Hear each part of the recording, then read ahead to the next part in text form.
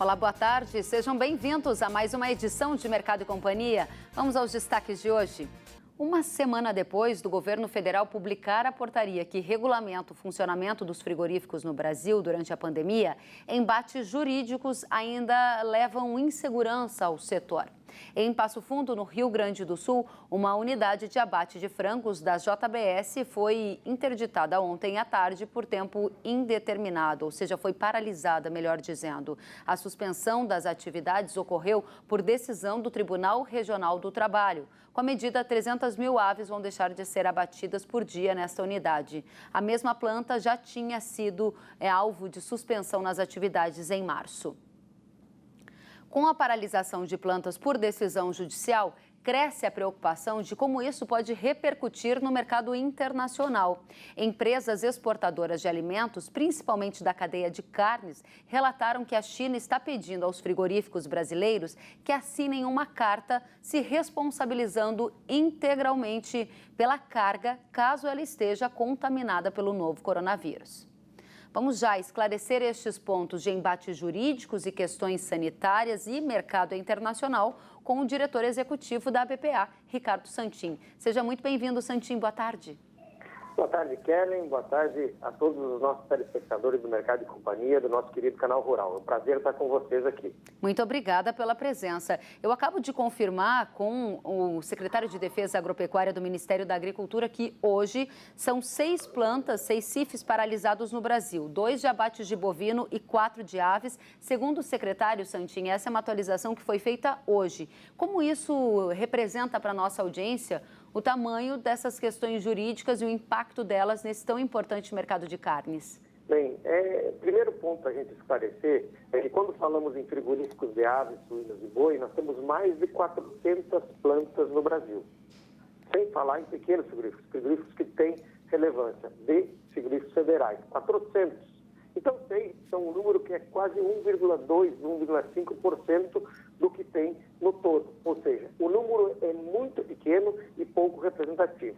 Eu não conheço quais são as plantas, eu sei que do nosso setor nós temos o conhecimento de 2 plantas que estavam paradas, uma no Paraná, em Cianorte, que vai retornar, hoje obteve uma liminar retornando, e o outro caso é esse de Passo Fundo, que não é uma interdição. Passo Fundo não sofreu nenhum problema novo. Isso é pura e simplesmente um problema de processo, um processo de tramitação processual que, por um julgamento de um recurso, voltou a valer uma decisão antiga. Ou seja, a Passo Fundo não mudou nada. Ela voltou e, tenho certeza, vai voltar a trabalhar logo na semana que vem, ou talvez até hoje, para que quando se esclareça esse sistema dessa decisão que foi, digamos assim, reativada. Uma decisão que, inclusive, hoje nem reflete a realidade da planta. A decisão, hoje, a planta obedece à portaria 19 interministerial e essa decisão, na época, não tinha essa portaria. É uma decisão da Secretaria do Trabalho e Emprego do Ministério do Trabalho e da Economia. Pois é, há uma semana o governo federal publicou essa portaria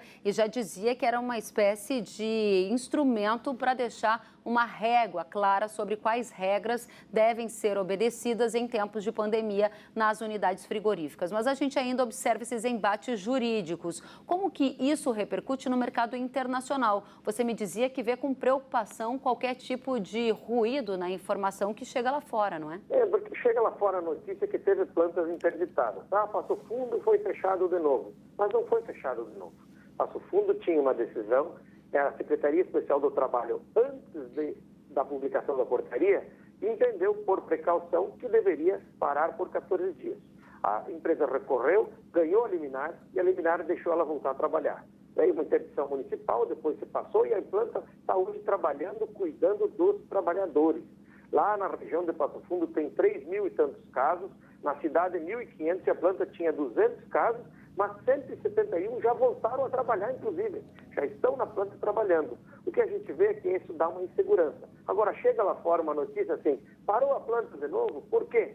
Ele não consegue explicar direito que foi um recurso que estava andando o seu trâmite normal da Justiça e agora foi revisto dizendo, olha, podia ter sido feito isso naquela época. A gente tem certeza que isso vai ser regularizado e a gente vai voltar a produzir imediatamente aí, porque a planta atende os cuidados da portaria interministerial número 19, do Ministério da Saúde, do Ministério da Agricultura e do Ministério do Trabalho e Economia. Isso é que é importante. Essa é a lei que tem que ser cumprida e, acima de tudo, cuidar cuidar dos nossos colaboradores. Muito bem. Agora, Santinho, nesse ambiente de mais rigor por parte da chamada segurança do alimento, da sanidade, elementos que já fazem parte da rotina do produto brasileiro muito antes dessa pandemia. O ponto é que agora o rigor nos mercados aumentou. E aí a gente observa que vocês enviaram uma carta aos compradores do produto brasileiro assegurando que não vai sair daqui nenhum produto contaminado com o novo coronavírus. Conta pra gente o que foi isso.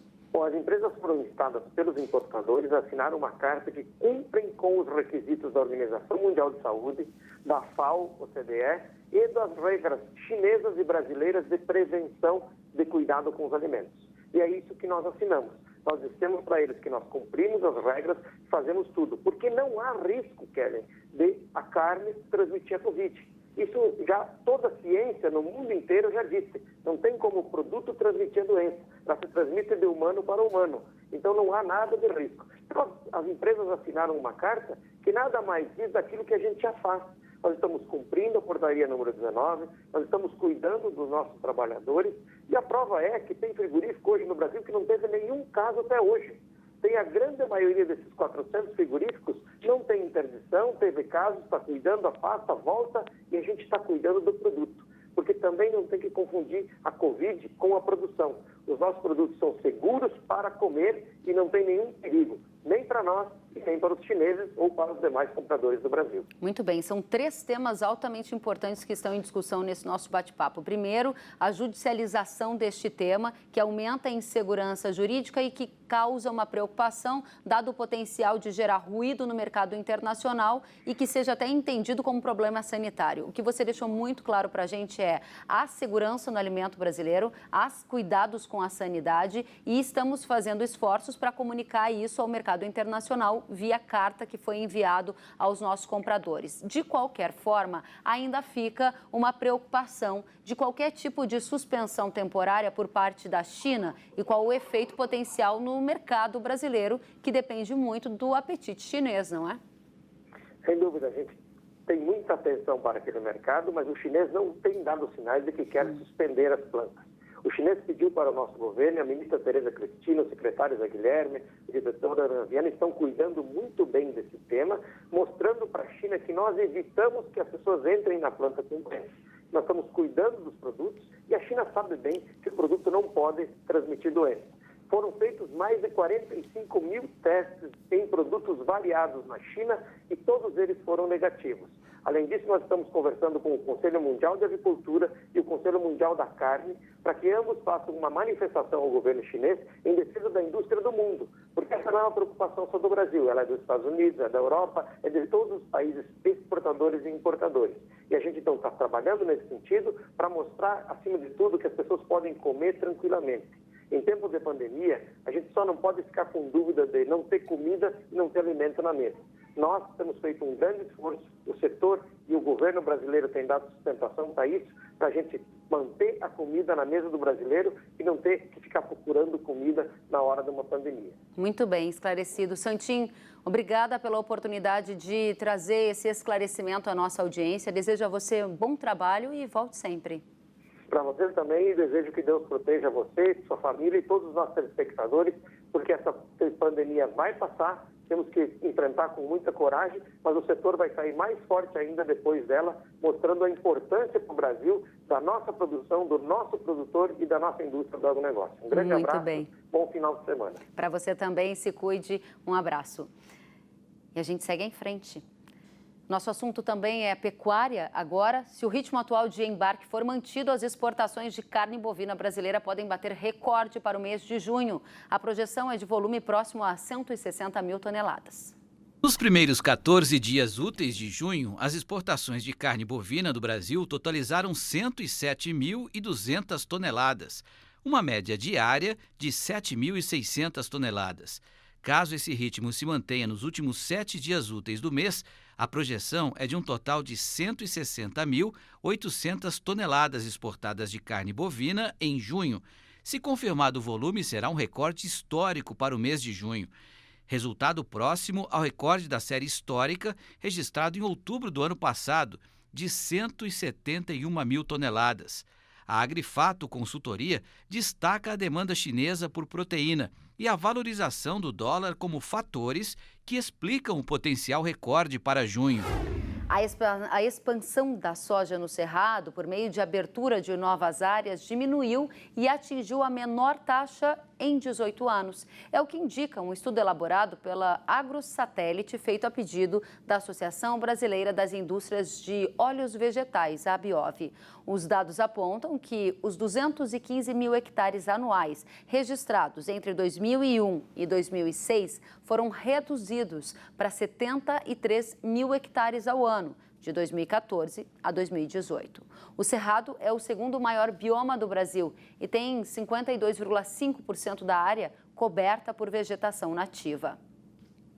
Sobre o tema, a gente conversa agora com o presidente da ABIOV, André Nassar. Nassar, muito boa tarde. Qual o objetivo de vocês de mapear a produção de soja no Cerrado? Seja bem-vindo.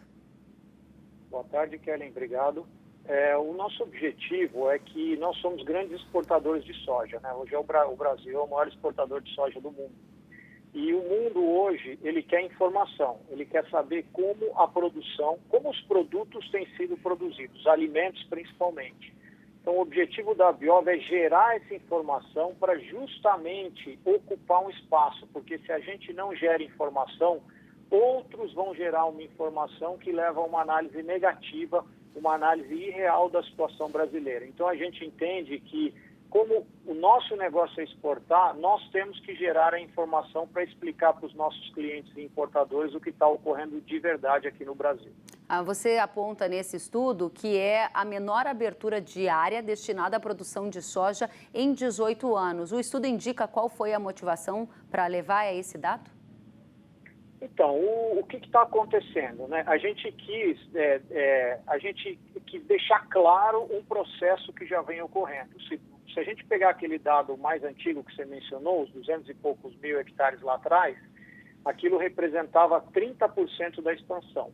Hoje, o dado de 73 mil hectares representa 7%. Então, hoje, um produtor rural, quando ele vai expandir a produção dele de soja, 93% em área já aberta, quer dizer, aberta no passado, e apenas 7% em áreas